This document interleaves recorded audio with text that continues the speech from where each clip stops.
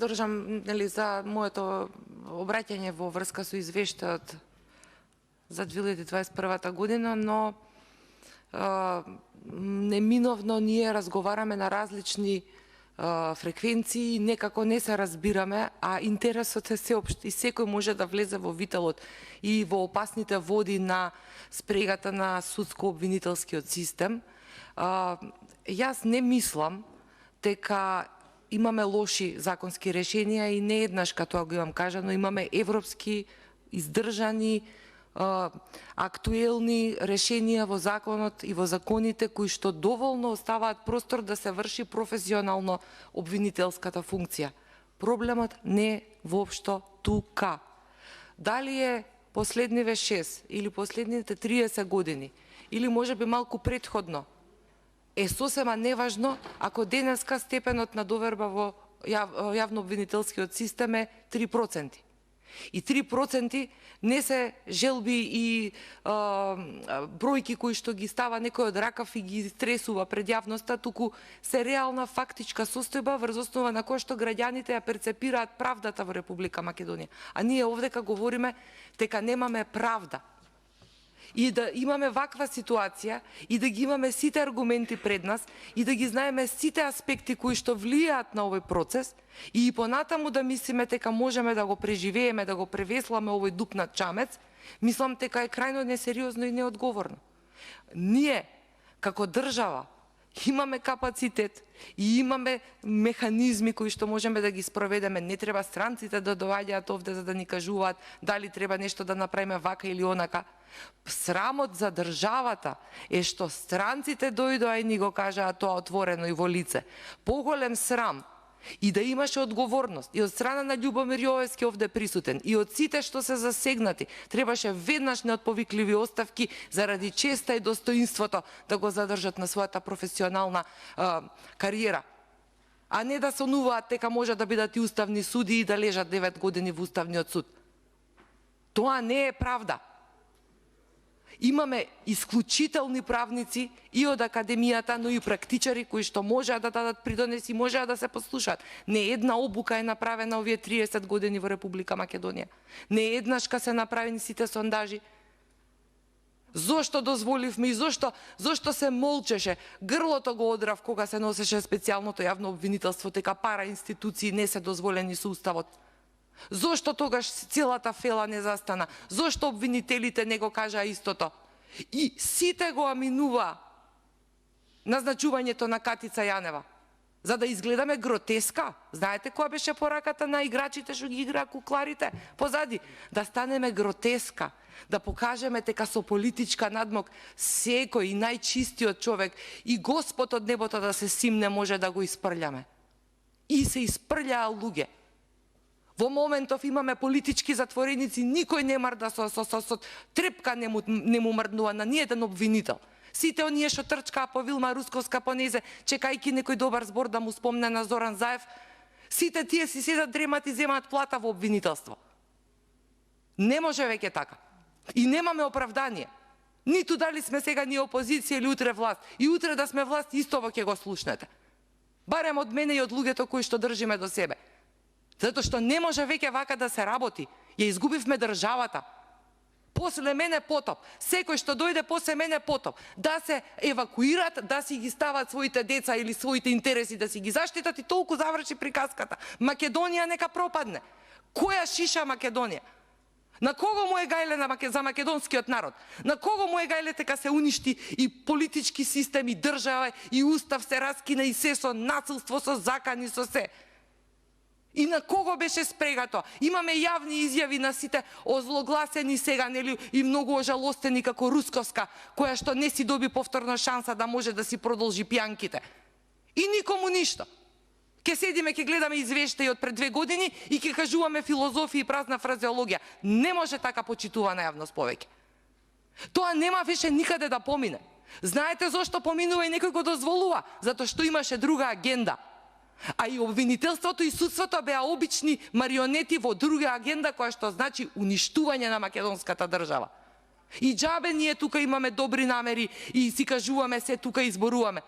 Ако не се свати, ако не се направи општествен консензус, Ни Академија за јавни обвинители суди, ни ништо не може да го донесе кредибилитетот, да го поврати кредибилитетот, се извинам, ако не се даде шанса на најдобрите, не на подобните.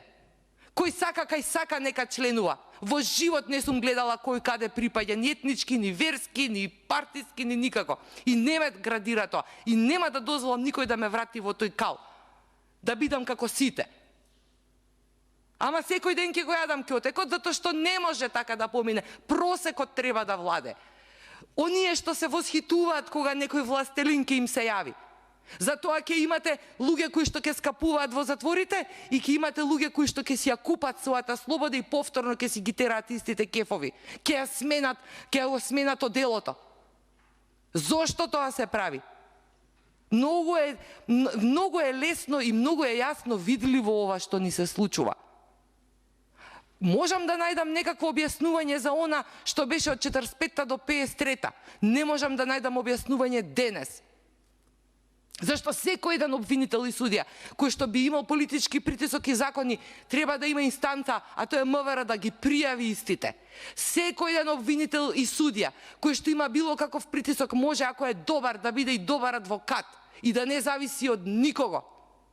Ама ако има кредибилитет и кичма. А ако нема, ќе имаме СЈО, ќе имаме катици, ќе имаме вилми, ќе имаме кацарска, ќе имаме срам, црно петно во македонското правосудство, и тоа во 21. век, и нема оправдување. И овие бројки затоа ги кажуваат странците. Оти ги си ја завршивте, колеги обвинители, работата. Послушавте, бевте многу мирни, не бевте професионални, бевте селективни. Заради тоа, не заради лошите законски решенија. Затоа што се отворија 32 правни факултети во Македонија, секој село има некакво факултетче, и затоа што не е важен квалитетот, туку важно е кој каде стои, со кого се дружи. Тоа ме боли. Ниту еден човек не смее да добие таков третман. Никој не смее да биде зависен од подпросек. Затоа онаа Весна Дамева е срам. Не затоа што се сликала на партиски собер. Најмалку ми е тоа важно, искрено ви кажувам. Кој сака како сака, нека го свати тоа. Еве, јас сум се определила, пред 5 години сум застанала под боите на ВМРО ДПМН. Зарем тоа мене ми го намали кредибилитетот и академската кариера. Тоа може за локалциве до ништо објавуваат. Но не може да биде за сите кредибилни луѓе критериум некаде да бидам тргната. Но многу ми пречи тоа што е слаб кадар, што е no name, што била нечи потрчко, што висела пред нечи канцелари, услужувала, ко дошела, чепкала по фиоки и денеска ќе ми оценува суди. Дајте бе некој Асалет, има многу добри кривичари, млади и постари во Македонија. Дајте некој што има кредибилитет. Па како не ве интересира како власт да направите некој да ви пркоси? Па секој пркос значи прогрес, значи подучување за пропустот и поправање на грешката. Каде одиме вака? Никаде го нема ова. Сакаме западни вредности, сакаме европски вредности, сакаме развиено либерално општество. Таму секој треба да си го знае местото што го заслужува и да има право да се бори за истото и да го задржи својот кредибилитет. А не да бидеме зависни од партиски списоци, од партиски листи и од партиско послушништво. Ниту во мојот блог го дозволувам тоа, и многу ми пречи и се борам, ниту ќе го дозволам во државата да стане критериум. И имаме луѓе кои што нема тоа да го дозволиме. Гледајте професорот Калајџиев што пишува цело време. Гледајте ги паметните луѓе кои што си ја знаат професијата и што кажуваат. Зашто дискутираме тука извештај? Ова се само бројки и цифри кои што нешто треба да поминат за да помине исплатата и да се заврши законската проформа процедура. Ништо суштински не менуваме. А тоа е она што е клучно. Дајте Јовевски, дајте пркос, пркосете малку. Дајте, покажете кичма. Покажете дека знаете, дека ве интересира ова.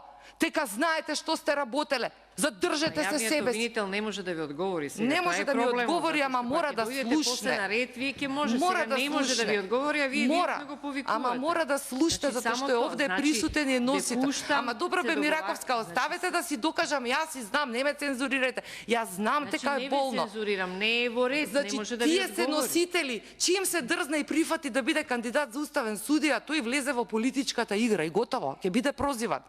Ќе биде прозиван. Оти не го предложи народот, не го предложија експертите, го предложи политичка партија. Чао, толку е. Така гледа народот, остајте јас тука што ви зборам. Јас сум небитна. Мислам, сватете го тоа така. И затоа и кажам и на колешката Калевска. Не можам веќе да се изначудам на начинот на кој што ги поставуваме работите и функционираме на овој начин. Не можам да сватам зошто сме толку слепи. Зошто секој во својата политичка опција не отиде да измава таму по маса и не каже дека докаде е црвената линија за решенијата. Значи, дека секој проблем може да се реши ако има разумно и навистина мудро решение, а не вакви подпикнувања, не вакви играри, најслабите да ги пикнеме најгоре затоа што се партиски подобни, не затоа што политиката ми кажала, затоа што треба да се спроведе правда. Весна Дамева ќе ми спроведуваме на оценки. Срамота. Па тоа, пред 20 години јас кога студирав, таквите студенти не пија ни кафе со нас во бифе. Не знам како да ви објаснам. Сите сте од тука, знаете.